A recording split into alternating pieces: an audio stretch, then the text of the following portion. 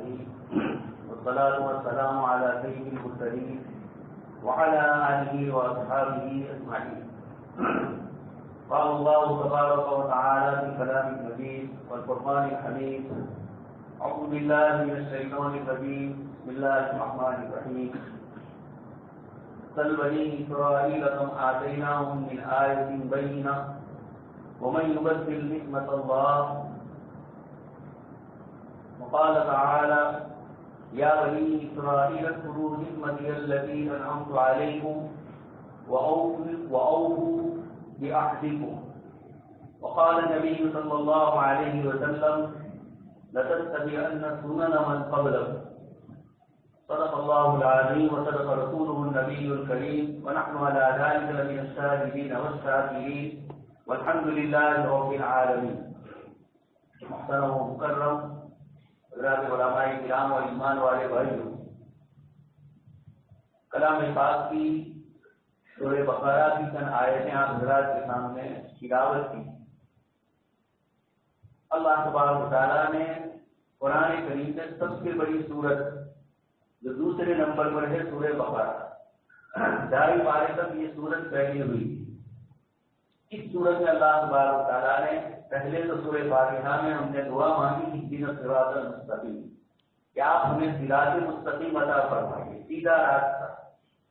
اللہ تبارک و تعالیٰ نے فرمایا: ذالک الکتاب لا ریب فیہ ھدی للمتقین۔ یہ جو ہم نے ہدایت مانگی، اس ہدایت کا تعلق اللہ پاک فرماتے ہیں قرآن کریم سے۔ ان ھذا القرآن یہدی للتی ہی اقوم۔ سورہ بنی اسرائیل سے اللہ تبارک و تعالیٰ نے آپ صلی اللہ علیہ وسلم کی معراج کا ذکر فرمایا، پھر سیدنا نوح علیہ السلام کا ذکر کرتے ہوئے آگے بنی اسرائیل کا حضرت موسیٰ علیہ السلام کا ذکر فرمایا، اور پھر اس قصے کو ذکر کرتے ہوئے جو ان پر حالات آنے والے تھے بیت المقدس پر، اس کو اللہ تبارک و تعالیٰ نے ذکر فرمایا، اور اس کے بعد ارشاد فرمایا: ان ھذا القرآن یہدی للتی ہی اقوم۔ یہ بہترین راستہ قرآن کریم ہی عطا فرما سکتا ہے جو اللہ کی رضامندی والا ہے۔ سورہ بقرہ میں اللہ پاک نے پہلے تو ھدی للمتقین فرمایا، یہ کتاب ان صفات والوں کو ہدایت دے گی۔ اس کے بعد نماز کا ذکر فرمایا، زکات کا، اللہ کی کتابوں پر ایمان لانے کا۔ یہ مضمون ذکر کرنے کے بعد اللہ پاک نے پھر منافقین کا ذکر کیا، مکہ کے مشرکین کا ذکر کیا، منافقین کا 13 آیتوں میں تفصیلی ذکر ہوا، اور پھر اس کے بعد انسانی تخلیق اور پیدائش، اللہ کی نعمتوں کا ذکر کر کے انسانی پیدائش کو بتایا، اور اسی میں فرمایا: وَإِذْ قَالَ رَبُّكَ لِلْمَلَائِكَةِ إِنِّي جَاعِلٌ فِي الْأَرْضِ خَلِيفَةً۔ فرشتوں سے اللہ پاک نے فرمایا کہ میں زمین میں اپنا نائب مقرر کرنا تھا۔ یہ اللہ پاک نے حضرت آدم علیہ السلام کے قصے سے شروع فرمایا، اور پھر اس کے بعد پاؤ پارے کے اگلے رکوع سے لے کر پونے پارے کے 1 رکوع کے بعد تک سورہ بقرہ کا پونا حصہ پہلے پارے کا یہ پورا بنی اسرائیل کے ساتھ، حضرت یعقوب علیہ السلام کی اولاد کے ساتھ کیا کیا اللہ نے انعامات فرمائے، اور اس انعام کے بدلے میں انہوں نے کیا ناشکری کی۔ یہ حضرات مفسرین فرماتے ہیں کہ تفصیل سے یہ اللہ پاک نے ذکر فرمایا، اس وجہ سے کہ اب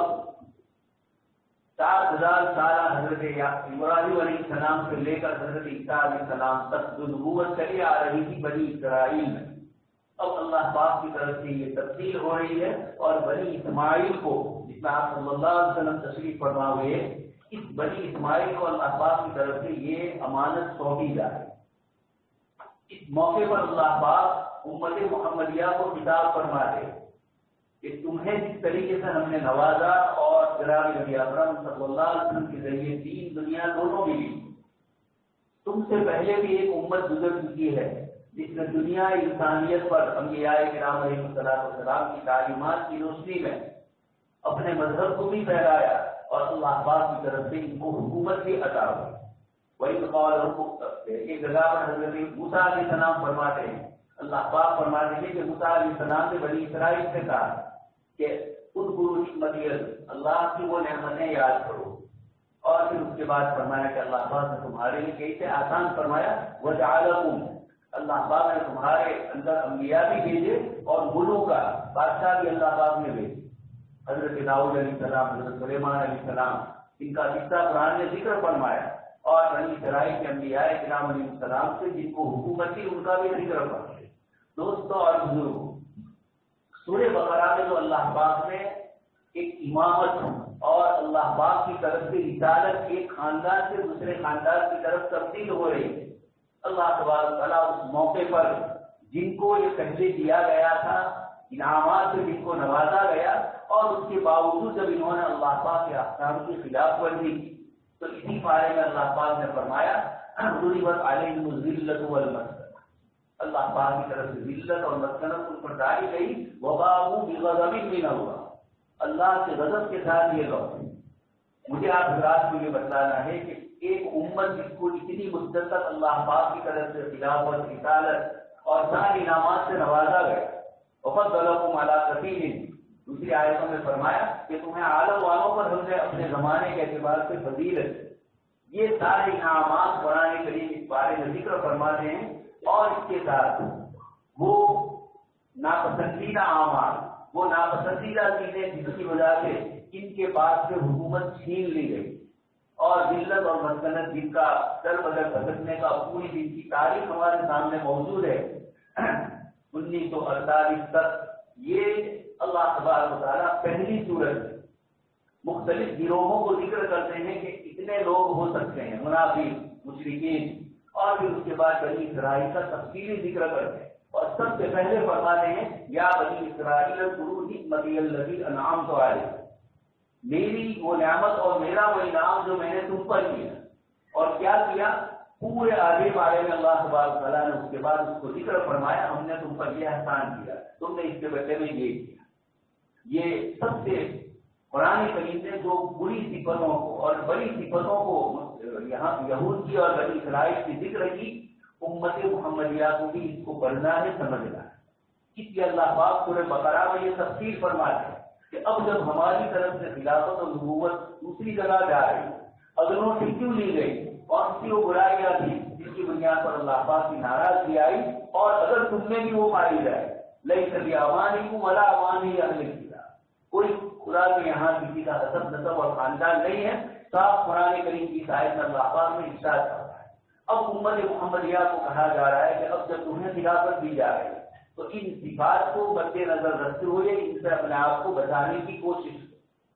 یہ دوست اور بزرگوں سورہ بقرہ اتنی طویل سورت، اور اس کا اللہ پاک نے یہ واقعات یہاں بھی ذکر کیے، اور پھر دوسرے بارے میں بھی کل بنی اسرائیل میں آیت پڑھی اس میں بھی اللہ پاک نے ان کا ذکر کیا، اور پھر تیسرے بارے میں بھی ان کا ذکر۔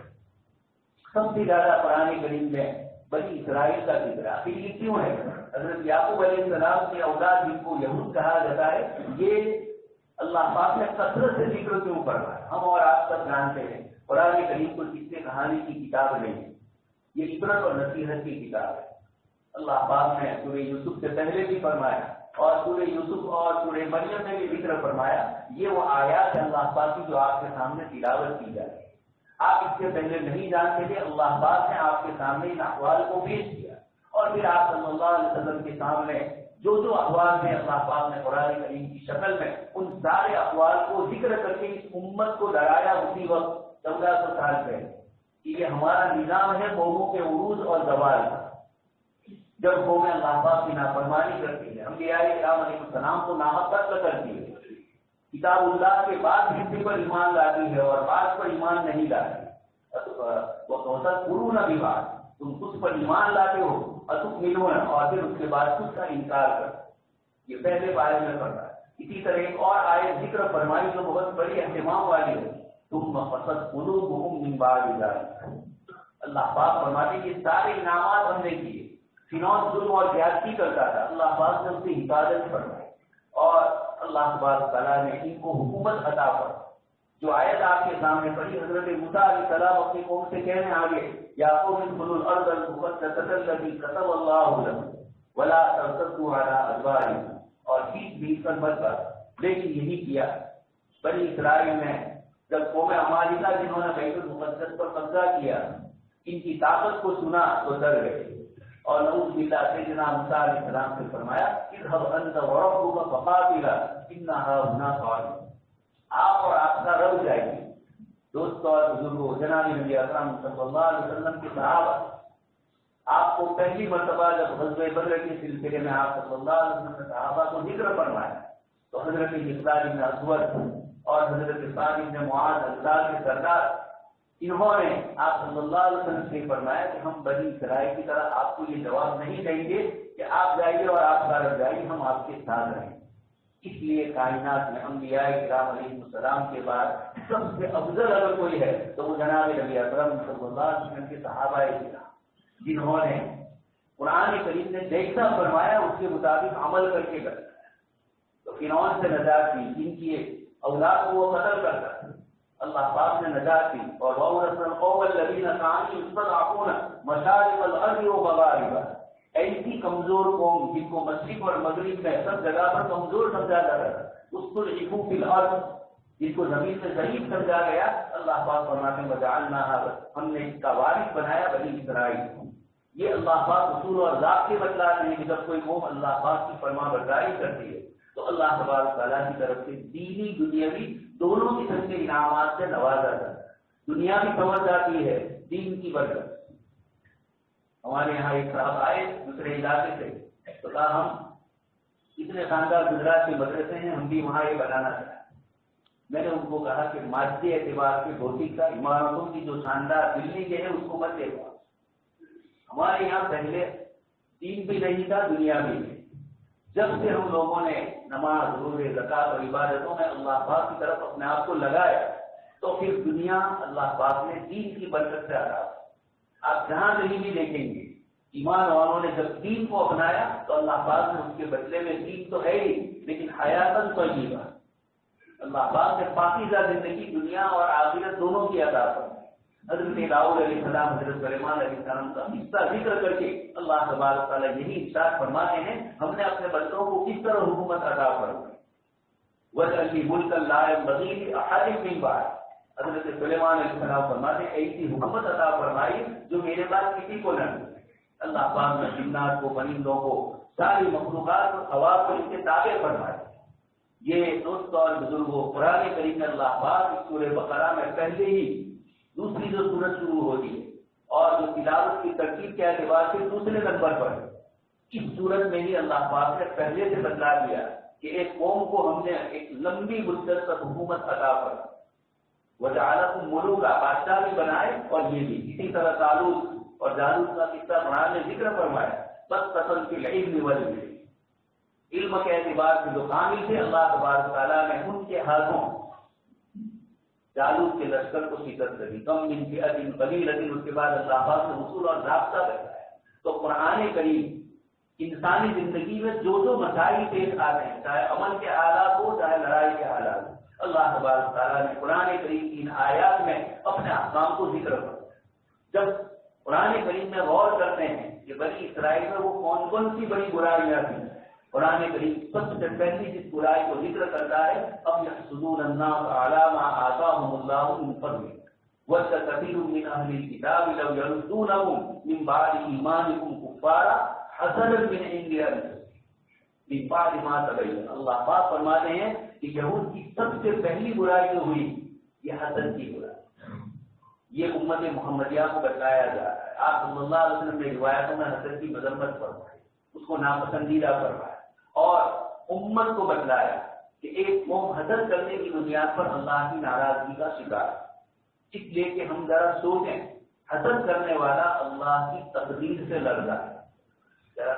سمجھیے آپ کسی انسان کو اللہ نے جسمانی، روحانی، مال، دولت، مکانات، گاڑیاں جس اعتبار سے نوازا، اب اگر دوسرا آدمی اس سے حسد کرتا ہے، یہ چاہتا ہے کہ ساری نعمتیں اس کے پاس سے چلی جائے، تو یہ اپنی طرف سے نہیں لایا ہے، اللہ نے دیا۔ واللہ اخرجکم من بطون امہاتکم لا تعلمون شیئا وجعل لکم السمع والابصار والافئدہ۔ ہر انسان اپنی ماں کی پیٹ سے پیدا ہوا تو ننگا،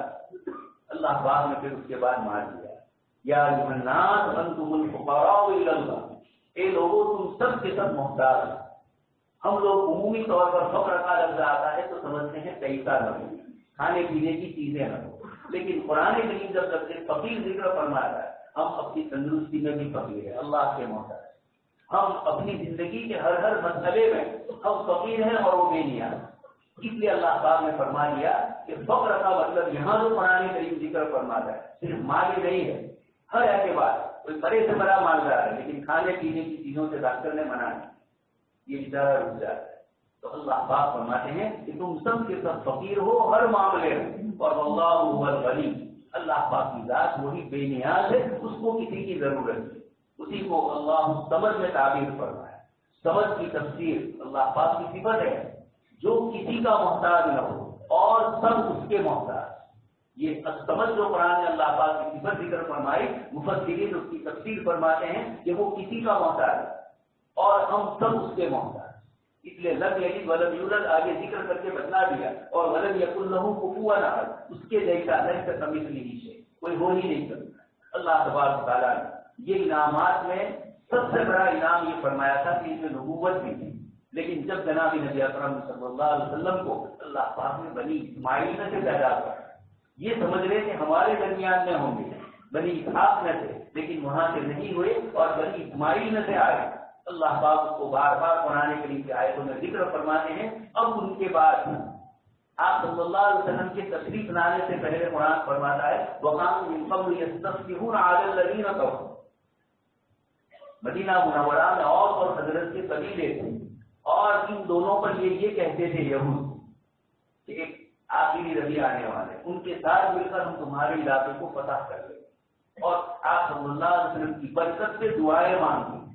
اس مفسرین نے یستفتحون کی تفسیر فرمائی، اپنی دعائیں مانگتے تھے آپ صلی اللہ علیہ وسلم کے نام، لیکن جب آپ تشریف لائے تو حسد پیدا ہوا۔ قرآن کریم نے سب سے پہلے اس کو ذکر کیا۔ دوسری ان میں سب سے بڑی برائی جو دوستوں یہ سوچنا ہے، قوموں میں جب اس قسم کی بد اخلاقی آ جاتی ہے تو پھر اس کے بعد ان کے جتنے بھی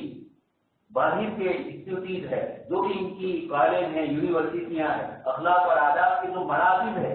اس کی کوئی اہمیت نہیں ہوتی ہے۔ جس وقت روم کی سلطنت کو زوال آیا، رومی حکومت دنیا بھر کی سپر پاور کا، اس پر ایک کتاب مستقل لکھی گئی ہے زوال سلطنت روما، یورپی معارف نے ہی لکھی، اور ان برائیوں میں اللہ تبارک و تعالیٰ کی طرف سے جو انہوں نے پوری تفصیل سے اس کو ذکر کیا ہے، مجھے صرف اتنا بتلانا ہے کہ اللہ تبارک و تعالیٰ نے ان کو یہ انعام سے نوازا، انہوں نے حسد کیا۔ دوسرے نمبر پر انہوں نے تعصب سے کام لیا۔ تعصب کہا جاتا ہے آپ کسی آدمی کی مدد کرو یا کسی جماعت کی حق اور باطل دیکھے بغیر مگر آپ اپنی طرف سے اس کے ساتھ تعلق پورا رکھو، یا کسی کی مدد کرو اور اس کے اندر خاندانی تعصب، آپ کا رشتے دار کسی سے لڑ رہا ہے، آپ بھی لڑنے چلے گئے، آپ پہلے تحقیق کرو کہ یہ کیوں ان کی درمیان سے آپس کا مسئلہ ہے۔ یہ تعصب ہوتا ہے ذاتی برادری کا، خاندانوں کا۔ یہ تعصب ہوتا ہے، اتنا تعصب تھا ان میں آپس میں بھی کہ اللہ تبارک تعالیٰ نے جب ان کو وادی تین میں، سینا کی وادی میں حضرت موسیٰ علیہ السلام کے ساتھ یہ 40 سال رہے، یتیہون فی الارض، یہ 40 سال رہے، اللہ پاک کے احکام کی وہاں بھی خلاف ورزی کر دی، لیکن اس کے باوجود اللہ پاک نے انعامات سے ان کو نوازا۔ اس لیے قرآن کریم کی آیت میں اللہ پاک فرماتے ہیں یا بنی اسرائیل اذکروا نعمتی التي انعمت علیکم، میری نعمت کا تقاضا یہ ہے کہ حسد نہ کرو، میری نعمت کا تقاضا ہے کہ تم تعصب ذاتی، خاندانی، برادری یہ بالکل نہ ہو۔ یہ جملے تو بنی اسرائیل کے تھے، نحن ابناء اللہ واحد، ہم اللہ کے بیٹے ہیں، اللہ کے شہید ہیں۔ اللہ پاک نے فرما دیا اللہ پاک کا کوئی بیٹا نہیں ہے، لم یلد ولم یولد۔ اس لیے دوسرا جو ان کے اندر برائی کا مسئلہ تھا وہ تعصب خاندان۔ آج ہم نے مسلمانوں نے بھی اپنے درمیان کسی کو بڑا اور کسی کو چھوٹا سمجھ لیا۔ میں علم کے اعتبار سے روحانی چیز ہے اللہ پاک کی، اس کے علاوہ مال میں اور یہ بھی ساز و سامان میں اگر ہم کسی سے آگے یا کوئی ہم سے آگے، ان چیزوں کو بنیاد نہیں بنایا جاتا ہے۔ اللہ تبارک تعالیٰ نے اس لیے بنی اسرائیل کو جو نعمتوں سے نوازا، ان نے ساری نعمتوں کو ذکر فرمایا۔ وفضلہم، اس زمانے میں اللہ پاک نے یہ فضیلت عطا فرمائی اور ایک لمبی مدت تک یہ ان کے درمیان ہے۔ لیکن کیا ہوا؟ جیسے اللہ پاک نے فرعون سے نجات دی اور دریا کے اس کنارے پہنچے اور وہاں ایک قوم کو دیکھا وہ بت پرستی کر رہی، شرک کر رہی۔ یہ بنی اسرائیل ابھی اپنی آنکھوں سے مشاہدہ کر چکے ہیں کہ موسیٰ علیہ السلام کی برکت سے اللہ پاک نے فرعون کو غرق کیا اور ہمیں بچا لیا، لیکن جیسے ہی انہوں نے بت پرستی دیکھی اجعل لنا الہا کما لہم آلہہ، حضرت موسیٰ علیہ السلام سے کہہ رہے ہیں کہ ہمارے لیے بھی ایسا معبود بنا دیجیے جیسے ان لوگوں کا معبود۔ حضرت موسیٰ علیہ السلام اللہ پاک کے پاس انہیں دور پر تشریف لے گئے، آپ مراقبے میں تھے، اور پھر اللہ پاک کی طرف سے حکم ہوا کہ آپ کی قوم کے اندر معبود باطل کی پرستی شروع ہو گئی، بچڑے کی پرستی شروع ہو چکی ہے۔ حضرت موسیٰ علیہ السلام تشریف لائے، اور پھر اس کے بعد ولما سقط فی ایدیہم ورأوا انہم قد ضلوا، اپنی قوم کو دیکھا کہ وہ گمراہی میں مبتلا، اپنے بھائی حضرت ہارون علیہ السلام کی داڑھی پکڑی، انہوں نے فرمایا لا تشمت بی الاعداء، کہ دشمنوں کو آپ میرے اوپر موقع نہ دیجیے۔ میں نے انکاری کوشش کی لیکن یہ لوگ کفر اور شرک سے باز نہیں آئے۔ اللہ تبارک تعالیٰ نے پھر آیت نازل فرمائی ان کے اوپر، اور ایسے سخت کلمات ذکر فرمائے۔ تو اللہ پاک کی صحیح کے بندے کے اخلاق بھی ہوتے ہیں، اور اللہ پاک کی ناراضگی مول لینے والے اسباب بھی ہوتے ہیں۔ سورہ بقرہ میں اللہ تبارک تعالیٰ نے اپنے انعامات میں ذکر فرمایا، کوہ طور کو ان پر مسلط کیا ہے، اور پھر یہ جملے کہے کہ انہوں نے علم اللہ جہر، ہمیں اللہ پاک کو اپنی آنکھوں سے دیکھا۔ حضرت موسیٰ علیہ السلام تورات لے کر آئے، اطمینان نہیں تھا کہ اللہ ہی نبی، ایسی ضد اور سرگرمی والے کو یا ایھا الذین آمنوا لا تکونوا کالذین آذوا موسیٰ فبرأہ اللہ مما قالوا۔ اس طرح اللہ پاک ذکر فرماتے ہیں بنی اسرائیل نے حضرت موسیٰ علیہ السلام کو بڑی تکلیف اور اذیت، یہ قوموں کی تاریخ کے اندر وہ ایام ہوتے ہیں جن میں یا تو ان کے لیے اللہ پاک کی طرف سے خیر اور عافیت کے فیصلے ہوتے ہیں، یا اللہ تبارک تعالیٰ کی طرف سے ذلت اور مسکنت کے اسباب ہو کر ان کو اس نتیجے تک پہنچایا جاتا ہے۔ اس لیے دوست اور بزرگ، جو روایت میں نے آپ کے سامنے پڑھی جس میں آپ صلی اللہ علیہ وسلم نے فرمایا لَتَتَّبِعَنَّ سُنَنَ مَن قَبْلَكُم، تم ضرور بھی ضرور تم سے پہلے جو لوگ ہیں ان کے سنت، ان کے نقش قدم پر چلو۔ پھر آگے حدیث شریف میں بہت سی چیزیں بھی ذکر فرمائی، صحابہ نے پوچھا اللہ کے رسول کے یہود اور نصارہ ہے، یعنی ان سے یہ مراد ہے؟ آپ صلی اللہ علیہ وسلم نے فرمایا اور کون؟ یہ امت جب غیروں کے نقش قدم پر چلے گی۔ اس لیے پہلے بارے میں اللہ پاک نے 4 فرقوں، تینوں جماعتوں کا ذکر کرنے کے بعد آدم علیہ السلام کے ذکر سے پہلے قرآن کریم کا ذکر فرمایا، وَإِن كُنتُمْ فِي رَيْبٍ مِّمَّا نَزَّلْنَا عَلَىٰ عَبْدِنَا فَأْتُوا بِسُورَةٍ۔ قرآن کریم کی عظمت بتانے کے لیے اللہ تبارک تعالیٰ نے ہمارے سامنے فرمایا۔ اسی طرح سورہ بنی اسرائیل جن میں حضرت موسیٰ علیہ السلام اور ان کا قصہ ہے، اور بنی اسرائیل پر جو 2 مرتبہ حالات آئے بیت المقدس کی نسبت سے، اس کو بھی اللہ پاک نے ذکر فرمانے کے بعد فرمایا وَإِنْ عُدْتُمْ عُدْنَا، اگر تم لوٹو گے تو ہماری طرف سے پھر سزا ہو۔ یہ فرمانے کے فوراً بعد فرمایا إِنَّ هَٰذَا الْقُرْآنَ يَهْدِي لِلَّتِي هِيَ أَقْوَمُ، کہ اگر تمہیں صحیح راستہ چاہیے تو قرآن کریم کا راستہ ہے۔ بنی اسرائیل کو بھی یہ کہا گیا قرآن کے ذریعے، اور امت محمدیہ کو بھی اللہ پاک کی طرف سے یہ کہا گیا۔ اس لیے دوست اور بزرگ، جو مجھ حالات آتے، علامہ اقبال کا ایک شعر ہے، آتش کو بتاؤں میں تقدیر امم کیا ہے، امتوں کی تقدیر کیسی بدلتی ہے، کیا ہوتی ہے، شمشیر و سینہ اول تعوذ و رباب آخر۔ جو قوم ناچ گان میں اور غلط قسم کی فاحش چیزوں میں مبتلا ہو جاتی ہے، اللہ پاک ان کے دلوں میں دشمنوں کا رعب ڈال دیتے۔ یہ یہود کا اس وقت بھی حال تھا، آج بھی آپ دیکھ رہے ہیں لڑائی میں کیا ہو رہا ہے۔ یہ کیا ہے؟ اللہ پاک نے خود فرمایا فَأَتَاهُمُ اللَّهُ مِنْ حَيْثُ لَمْ يَحْتَسِبْ وَقَذَفَ فِي قُلُوبِهِمُ الرُّعْبَ۔ سورہ حشر میں اللہ تبارک تعالیٰ نے یہ آیات ذکر کر کے بتلایا کہ اللہ پاک دلوں میں خوف ڈالتے ہیں، اللہ پاک دلوں میں یقین ڈالتے ہیں۔ اس لیے حضرت مولانا سید محمد رابع صاحب نے فلسطین پر ایک کتاب لکھی ہے، انہوں نے اسرائیل کے بڑے بڑے لشکر کے جو آفیسر تھے ان کے حوالے سے کہا کہ ہمیں ان کے ہتھیاروں سے ڈر نہیں ہے، ان کے ایمان سے ڈر۔ ایمانی پاور جو ہوتا ہے اللہ تبارک تعالیٰ کی سب سے بڑی چیز ہوتی ہے۔ ایمان جب قلب میں پیوست ہو جاتا ہے، جام گزی ہو جاتا ہے، ایمان اندر میں آ جاتا ہے، جس کو قرآن نے فرمایا أَفَمَنْ شَرَحَ اللَّهُ صَدْرَهُ لِلْإِسْلَامِ، جس کے سینے کو اللہ تبارک تعالیٰ اسلام کے لیے کھول دیتے ہیں، سب سے پہلی چیز یہ ہوتی ہے کہ اللہ پاک اپنا خوف ڈالتے ہیں اور مخلوق کا خوف نکالتے ہیں۔ یہ قرآن کریم نے بار بار جہاں نیک اور صالح بندوں کا ذکر کیا وہاں یہ فرما دیا کہ یہ تم سے ڈرتے ہیں اور کس طریقے سے ڈرتے ہیں۔ اللہ پاک خود فرماتے ہیں وَظَنُّوا أَنَّهُم مَّانِعَتُهُمْ حُصُولُهُم، یہ سمجھ رہے تھے ہمارے چیزیں ہمیں بچائیں گے لیکن نہیں بچاتے۔ اللہ پاک نے فرمایا وَأَتَاهُمُ اللَّهُ، اللہ پاک کے نبی تشریف لائے اور پھر ان کا فیصلہ ہوا۔ یہ قرآن کریم کی آیات بتاتی ہے کہ حسد، تعصب،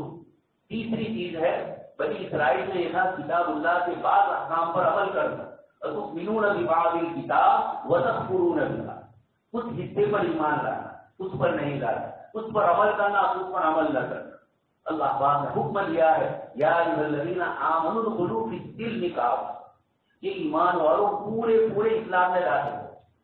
مسجد میں آپ نمازی ہے، مومن ہے، بازار میں بھی آپ مومن اور ایمان والے پاور کے ساتھ رہیں۔ آپ ملازمت کرتے ہیں، وہاں رشوت نہیں لیں گے، وقت کی چوری نہیں کریں گے، جو کام ہوگا وہ کام آپ کریں گے۔ یہ قرآن کریم نے امت کو سکھلایا، وَيْلٌ لِّلْمُطَفِّفِينَ الَّذِينَ إِذَا اكْتَالُوا عَلَى النَّاسِ يَسْتَوْفُونَ وَإِذَا كَالُوهُمْ أَوْ وَزَنُوهُمْ يُخْسِرُونَ۔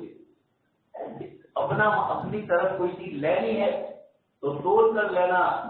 اور ناپ کر لیا جاتا ہے تو ڈنڈی مار دی جاتی ہے، دوسرے کو دینے میں کمی اور اپنے لیے زیادہ ہوتی۔ یہی کام، یہی فطرت بنی اسرائیل میں پیوست ہو چکا۔ اللہ تبارک تعالیٰ کی امت کو فرماتے ہیں یہ جو پرسن اللہ کا مسئلہ پیش آیا ہے، بات یہی تھی کہ اگر ہم اپنے مسائل اپنے گھر میں ہی حل کرتے علماء کرام سے تو اور کچہری کی کثرت کی ضرورت ہی نہیں۔ قرآن اور حدیث کی روشنی میں دونوں فریق مان لے تو کوئی مسئلہ نہیں، لیکن ہم نے یہ سمجھا کہ مسجد میں تو اللہ پاک کو راضی کرنا، تجارت میں اللہ پاک راضی ہو ناراض ہو کوئی فکر نہیں، کاشتکار اپنی کاشتکاری میں، تاجر تجارت میں، ملازم پیشہ ملازمت میں، اور اس طرح زندگی کے جن شعبوں میں ہر جگہ پر ہمارے لیے اسلام رہنمائی کرتا ہے۔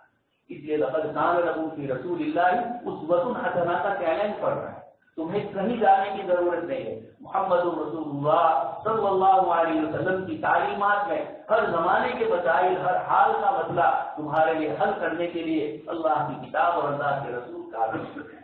یہ یہود کی صفت تھی، بعض کتاب پر ایمان لانا۔ ایک اور چیز ہے اوفوا بعہد اللہ، اللہ کے وعدے کو پورا کرنا۔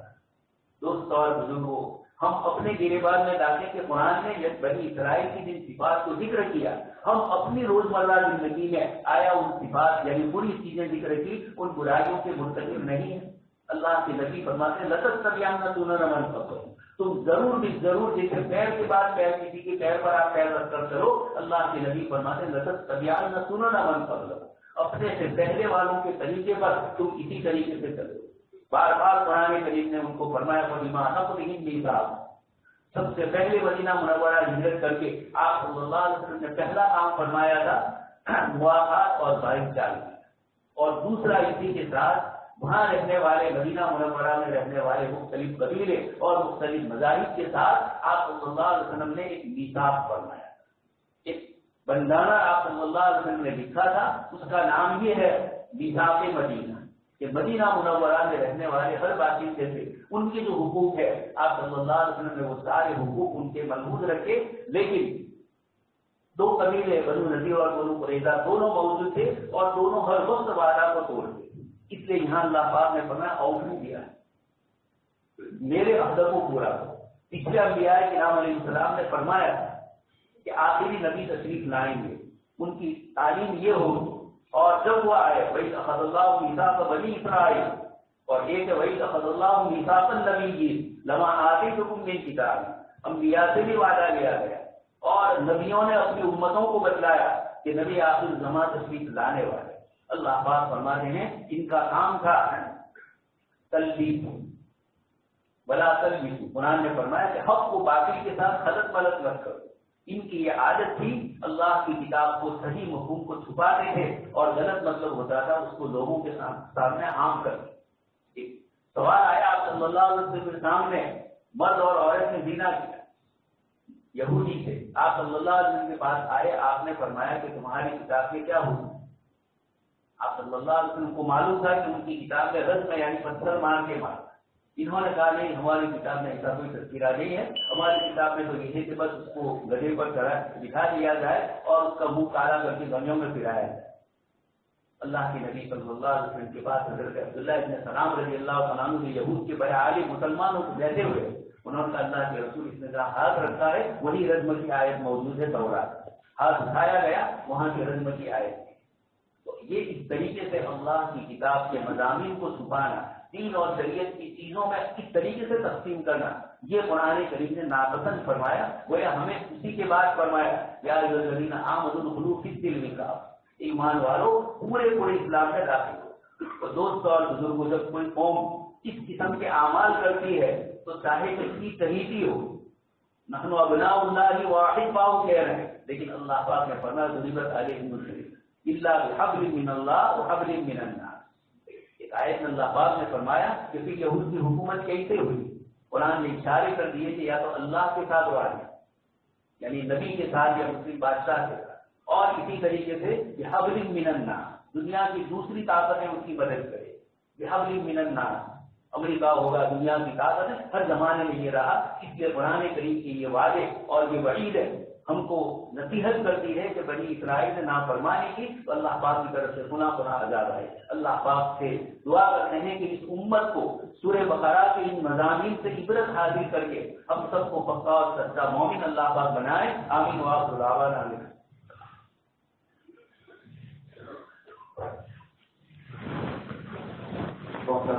آپ لوگوں سے گزارش اس طرح سے کہ اللہ ہم سے زیادہ کام فرما کریں۔